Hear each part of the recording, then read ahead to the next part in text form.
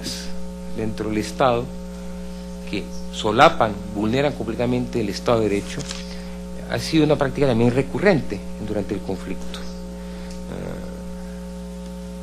No hace mucho tiempo se descubrió un archivo inmenso en Ciudad de Guatemala, cerca a un depósito de municiones del ejército. Se descubrió en forma accidental porque hubo una explosión en el depósito y se encontró que en la instalación hay una instalación policial, se guardaban todos los archivos y se han, podríamos decirlo, casi exhumado legalmente algunos archivos que muestran que muchos operativos de desaparición de personas eran tareas conjuntas entre diferentes fuerzas. Podríamos hablar que la mayoría de esas desapariciones forzosas eran en dictaduras militares, cuando combinan varias fuerzas militares. Bueno, ha habido en dictaduras militares, pero ha habido, Colombia no es, desde 1957 dejó de ser una dictadura militar. Y estos hechos que les reseño sucedieron hasta el 2002, 2003. Hablando de archivo y de destrucciones de archivos, ¿podría considerarse que un Estado tiene buena voluntad o o quiere realmente esclarecer un hecho si, por ejemplo, es llevado ante la Comisión Interamericana de Derechos Humanos y ese mismo Estado establece y ordena, como en el caso de la especie, una reconstrucción del expediente ya que la comisión se le extravió? ¿Hay una voluntad del Estado entonces de esclarecer los hechos y no tener temor a lo que sucede? Digamos, aunque es un tema que supera un poco mi peritaje, pero con la venia de la presidencia contestaré. La buena voluntad es algo que debe ser medible, y debe ser medible con haber tomado todas las provisiones materiales, legales y logísticas para que el archivo se reconstruya o se construya. No basta la mera declaración, es el estándar para medir la buena voluntad.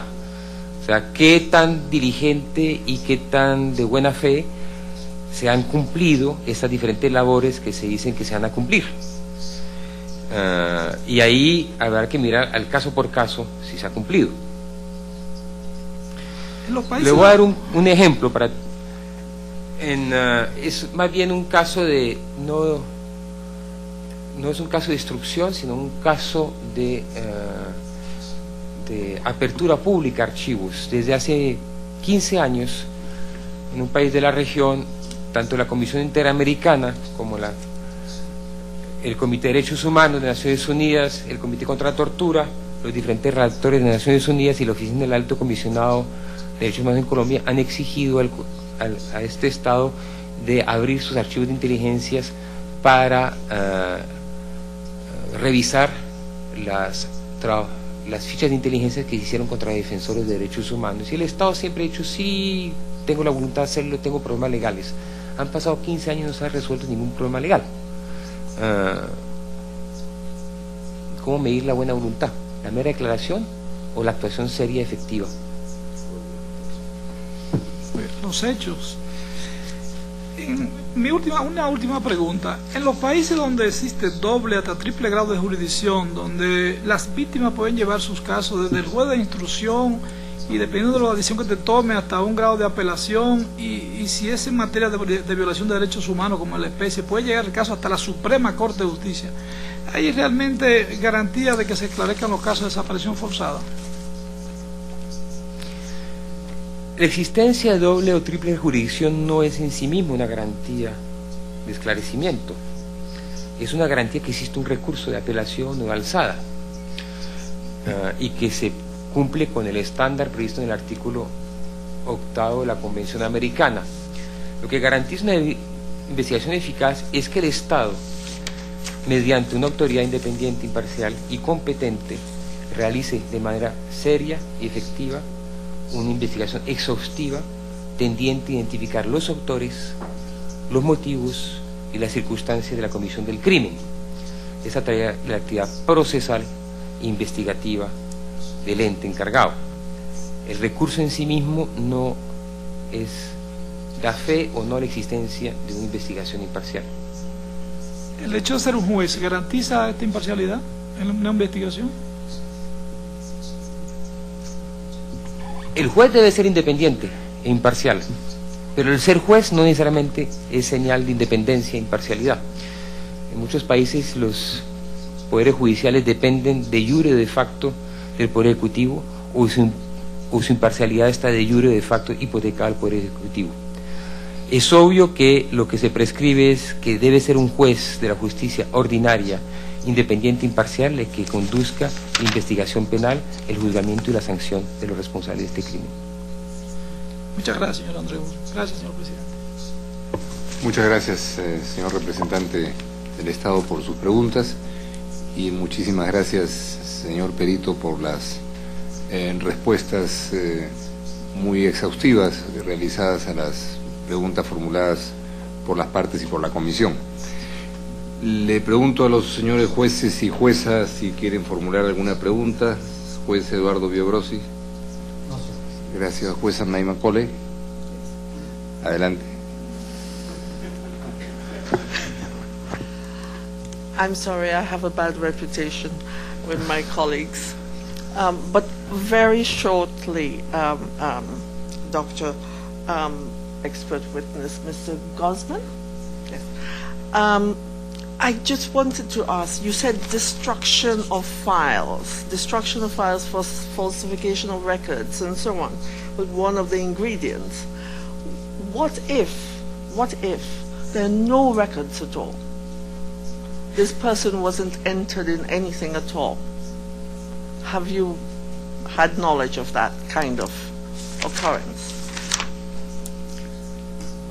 Sí, honorable juez, es una práctica muy usual. O sea, el 99% de los casos que yo he tenido que investigar, no existe registro, sencillamente. Las personas nunca son registradas en los libros de detención, lo cual obviamente ya de por sí es una violación a las obligaciones internacionales en materia de registro de personas detenidas privadas de libertad, ¿no? Más aún, en muchos casos las personas son conducidas a lugares clandestinos y no oficiales de detención. Por eso el delito es, como decía, es complejo, no solamente porque legalmente la definición es compleja, sino porque en la práctica las modalidades de llevarlo, de consumirlo, son complejas y son diferentes de un país a otro, pero aún así en un país son diferentes de un momento histórico a otro momento histórico. Finally, strangely, I note the purpose for which you were called. The first says that you would render your expert testimony on the international human rights standards applicable to the various circumstances that contributed to the alleged impunity in the present case. I must admit that if you did, I missed it. But please, it would take too long for you to do so now, so could you do that in writing? I would be most grateful. Thank you. Honorable magistrada, acojo totalmente la posibilidad de hacerlo por escrito, porque es complejo analizar paso por paso las violaciones al deber de investigación y la impunidad como se fue consolidando. Remitiré un escrito al respecto. Muchas gracias. Gracias, juez Amacole. Juez Ventura Robles. No, señor presidente, muchas gracias. Muchas gracias, juez Leonardo Franco. Gracias. El punto que iba a mencionar precisamente era la conveniencia de esta ampliación y efectivamente la conveniencia también de hacerla por escrito, por la complejidad de lo que entraña el análisis de esa compatibilidad entre los estándares y un caso específico que es el que tenemos entre manos, ¿no? Entonces, dicho esto, lo que respecta a su dictamen pericial y el interrogatorio ha concluido, le agradecemos muchísimo su concurrencia nuevamente a este tribunal, doctor Andreu.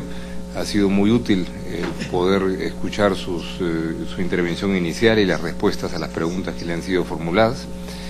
Mi agradecimiento también a la forma en que han sido planteadas las preguntas para ilustrar a la Corte a partir de los conocimientos y las pericias del doctor Andreu. Esta audiencia continuará el día de mañana a las 9 en punto para escuchar los alegatos de las partes y las observaciones finales de la Comisión Interamericana de Derechos Humanos, para cuyo efecto se suspende la sesión en este momento.